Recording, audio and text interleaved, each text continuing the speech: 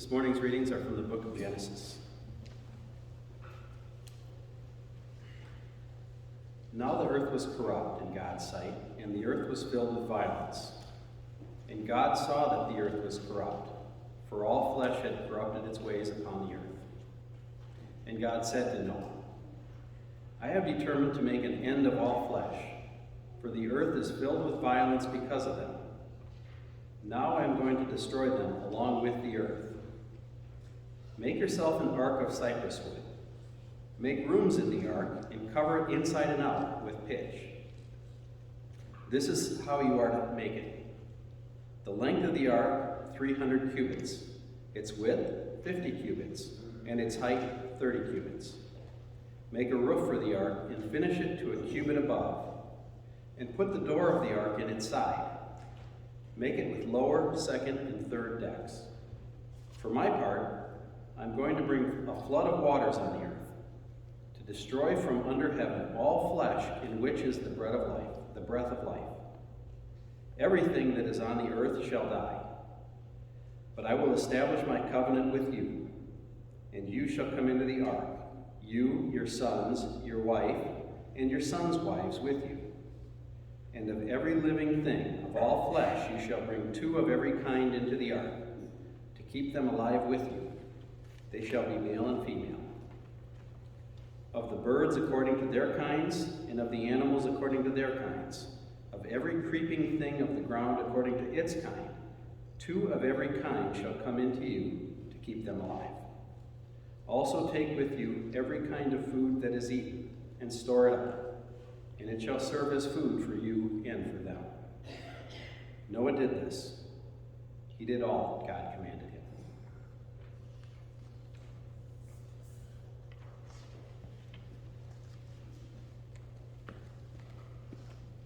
You don't really know me, but you've probably heard of my husband, Noah. I'm Noah's wife. I heard that you were telling our story today, so I thought I'd come and tell you a little bit about it in person, so you could hear from the horse's mouth, but not one of the pairs of horses from the ark, of course, but at least from me.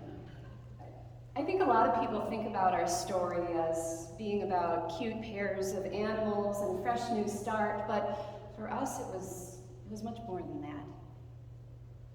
I lived a long time ago, long before cars and electricity and cruise ships.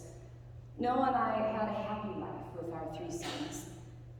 But I must admit that as our sons grew up, our city changed. The people weren't as good or kind as they used to be. They did a lot of things that we were really ashamed of. There was random violence and selfishness, worshiping other gods, breaking laws, breaking relationships. It was hard for us to raise 3 sons in a world like that. We feared for their safety. We feared that they'd learn that cruelty was normal. I guess Noah and I weren't the only ones that noticed the people's behavior. Because one day Noah came home and he said, Neva, what do you know about shipbuilding? I said, Noah, dear, we live hundreds of miles from the sea. I've never even seen a real ship. And he said, well, we're going to build one, and a big one. God told me to build an ark, Neva, and to gather 2 of every kind of animal to take with us. And while I build, you'll be pretty busy too, gathering enough food for us and for our animals. And I said, Noah, dear, how much wine did you have to drink today? But Noah told me about God's plan, how God had gotten frustrated with our people's sinfulness. God didn't know what to do anymore, so he decided to have a do-over. He wanted to start over again, hoping a second creation might be a better one. And the most amazing thing was that God had chosen us, our little family, to start that new creation. So we did as God said. Noah and the boys built the ark, much to the amusement of our friends and our neighbors. They'd say things like, hey, Noah, if you're building a loony bin for all your crazy relatives, it doesn't have to be that big. But Noah would just smile and keep working. My daughters-in-law and I were busy collecting food for all of us, and then we helped to gather the animals. Now, there were a good many animals that I would have rather just left off the ark, if you know what I mean. But Noah wouldn't hear of it. He just said, Neva, I know that we don't see a use for snakes and rats and cockroaches, but God's got a plan for them too. Once I said, but Noah, the termites, they're going to eat us out of house and home. But he said, they can't be that hungry, and God will provide. So that was that. So the day came when the ark was filled. All creatures, 8 people, and a boat for Lord knows how long in this cramped wooden boat. We were like sardines in there. You've never known claustrophobia until you're stuck in an ark with every animal ever created, but I figured we'd get used to it. I cried softly as Noah made the final preparations on deck. From down below, he heard our neighbors shout at us, "You stupid, insane fools. If you're going to build a boat, you build it next to water. What, do you expect the sea to come to you?" And Noah said softly, "Yes, that's exactly what I expect."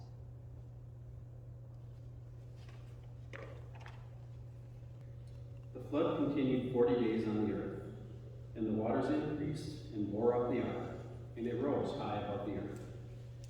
The waters swelled and increased greatly on the earth, and the ark floated on the face of the waters.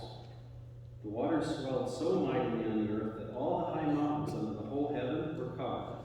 The waters swelled above the mountains, covering them 15 cubits deep. And all flesh died that moved on the earth. Birds, domestic animals, wild animals, all swarming creatures that swarm on the earth, and all human beings.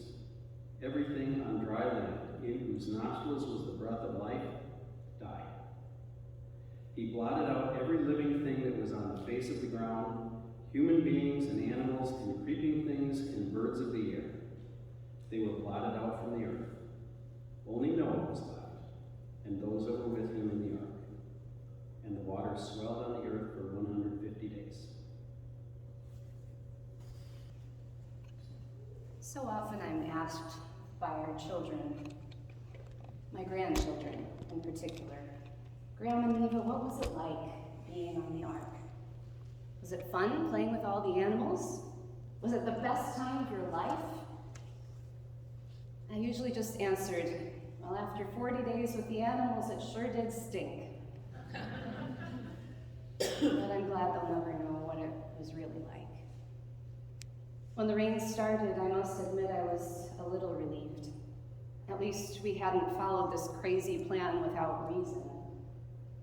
But the rain continued, not just a light pitter-patter on the roof, but a loud drumming constantly, night and day for more than a month.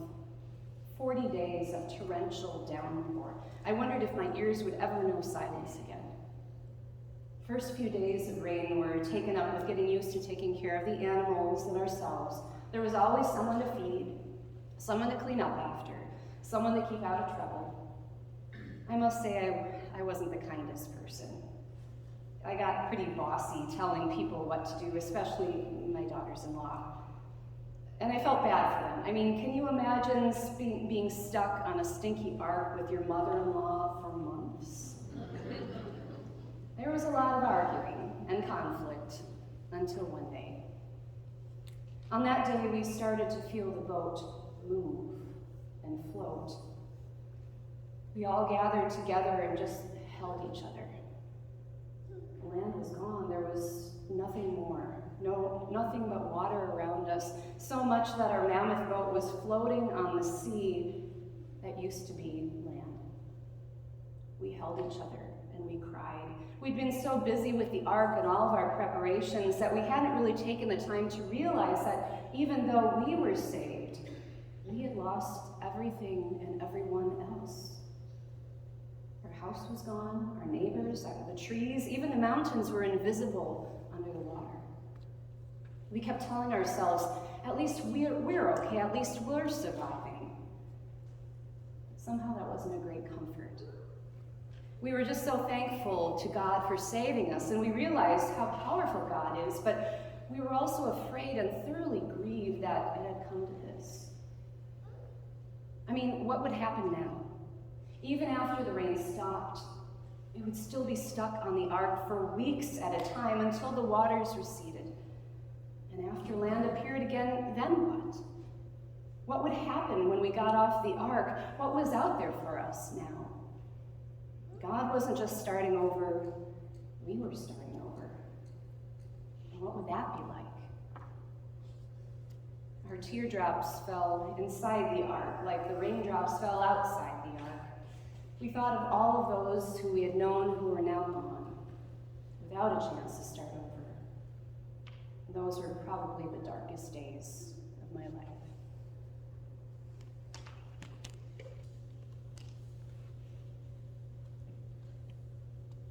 At the end of 40 days, Noah opened the window of the ark that he had made and sent out the raven. And it went to and fro until the waters were dried up from the earth. Then he sent out the dove from him to see if the waters had subsided from the face of the ground. But the dove found no place to set its foot, and it returned to him to the ark, for the waters were still on the face of the whole earth. So he put out his hand and took it and brought it into the ark with him.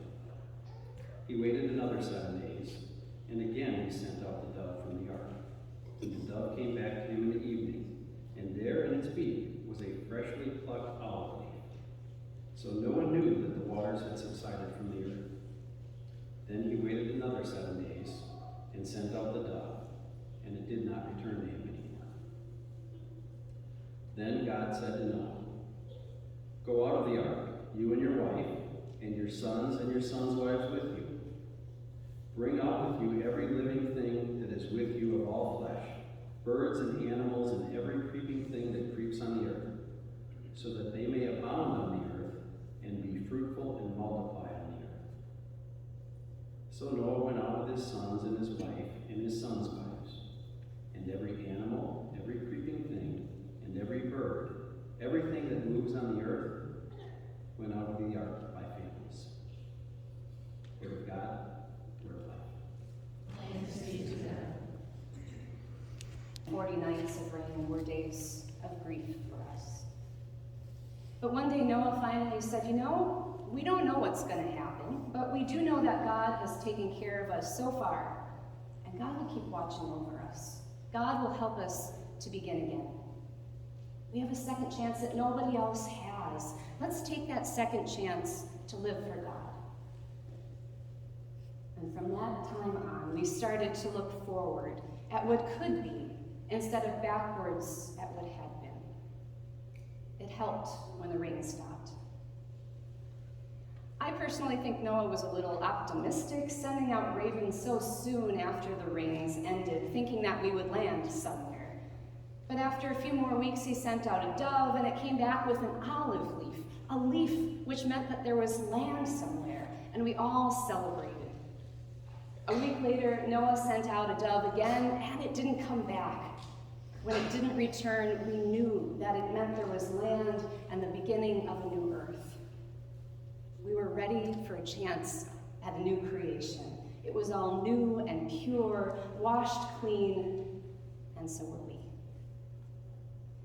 After we left the ark and were exploring the land that God laid before us, God spoke to us. God blessed us, Noah and me and our boys and their wives. God blessed us all to care for the land and its creatures. But the most beautiful thing was what God said after that. God made us a promise, a covenant. God promised that he would never destroy the earth by a flood again. And God gave us a sign of that promise, a rainbow in the clouds. God said that whenever we see a rainbow in the clouds, we should remember that promise and remember that he's always with us. It was so beautiful. And really, I think that's what our whole experience taught us. Through the ups and the downs, through both the storms and the clear skies of life, God is with us. We had a pretty unique storm, along with some pretty crazy circumstances, but it really did increase our faith, teaching us that God would take care of us always. And that storm taught God something too. God learned that even when things seem terrible, destroying everything and starting over isn't the best answer. Sometimes you just have to work with the messy circumstances and the messy creatures that you've got. I think God recognized that we humans are as messy as those endless pairs of animals we brought onto the ark. And God committed to be with us in the mess, no matter what. And after I've heard some of the other stories that came after our story in the Bible, it sounds like that's a pretty important thing. God created a perfect creation, and although we messed it up and keep messing things up in our lives, God loves us anyway. God has promised to bless us, to forgive us, and to be with us through this mess, through the storms, and through the clear skies of our lives, no matter what. And that is something to celebrate.